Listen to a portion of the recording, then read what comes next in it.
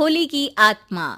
बचपन से शहर में रहने वाला मनोज इस साल होली की छुट्टियों में अपने गांव दुर्गापुर वापस आता है, जहां उसे देख पूरा गांव खुशी से झूम उठता है। जब गया था तब इतना सा था और अब देखो कितना बड़ा हो गया है। हाँ सरपंच जी, जब मैं गया था तब आप भी बहुत जवान थे और अब देखो कितने बूढ़े हो गए हैं आप। चलो चलो, बढ़िया है। बच्चा घर वापस आ गया। इसी खुशी में आज रात पार्टी होगी। क्या बात है, गांव में भी पार्टियां होने लगी। वैसे अगर पार्टी की बात है तो आज क्यों सीधा होली पार्टी करते हैं। होली पार्टी की बात सुन चहल पहल में अचानक सन्नाटा छा जाता है, जिसे देख मनोज को कुछ अजीब लगता है। लेकिन तभी सरपंच बात पलट देता है।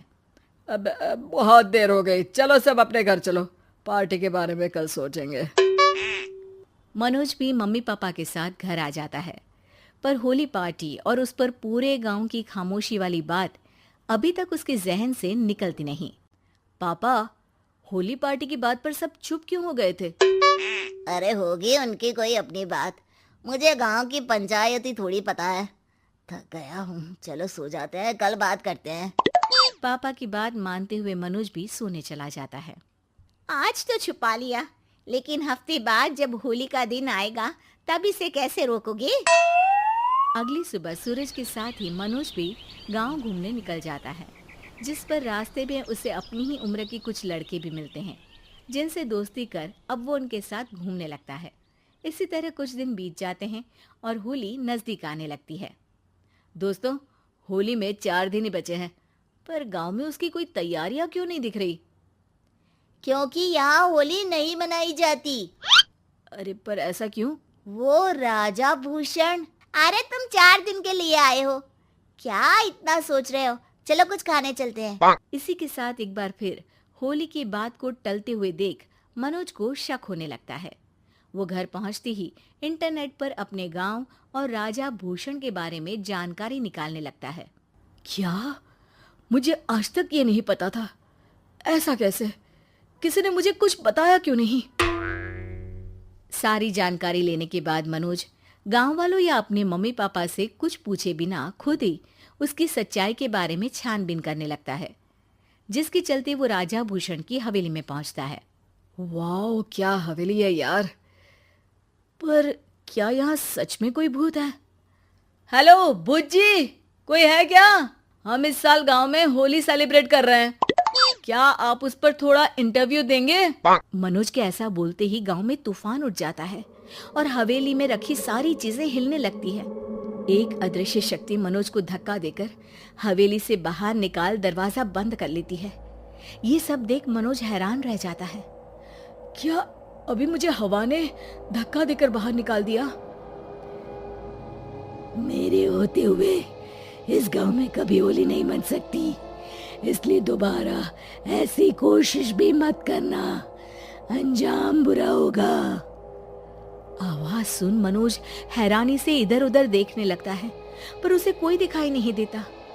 वो गांव वापस आ जाता है, जहां तूफान की वजह से सब कुछ तहस महस हो चुका होता है। आखिर ये तूफान आया कैसे? ना ऐसा कोई मौसम था और ना ही हमने होली का त्योहार मनाने की बात की थी। सरपंच की बात पर कोई रिएक्शन दिए बिना मनोज चुपचाप अपने घर चला जाता है। इस तरह देखते ही देखते होली का दिन भी आ जाता है और मनोज रंग लेकर गांव में निकल जाता है, लेकिन गांव पूरी तरह खाली होता है। अरे त्योहार का दिन है, धूमधाम की जगह मातम क्यों मनाया हुआ है? मनोज की आवाज सुन सब अपने घर की खिड़कियां खोल के घर के अंदर से ही उसे वापस जाने के लिए कहने लगते हैं, पर वो किसी की नहीं सुनता। तुझे पहले भी समझाया था, अगर होली खेलने की कोशिश भी की तो अच्छा नहीं होगा।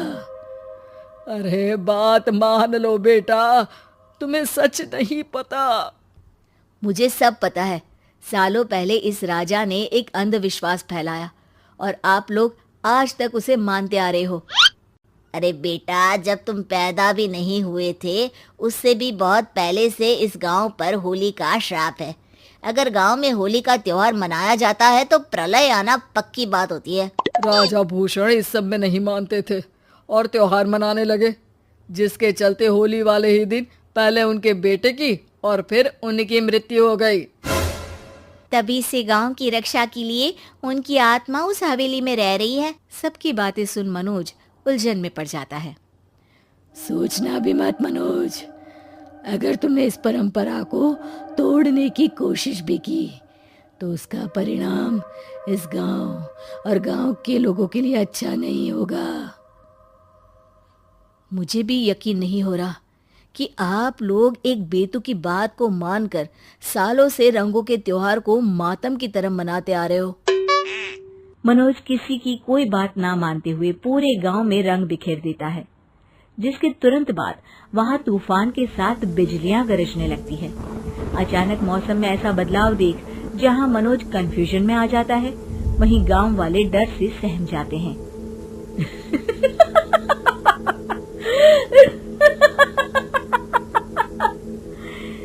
इस लड़के ने हमारे जैसे सिर्फ अपने स्वार्थ के लिए नहीं बल्कि पूरे गांव की खुशियों के लिए यहाँ होली मनाई है, जिस वजह से अब इस गांव पर होली का श्राप टूटता है।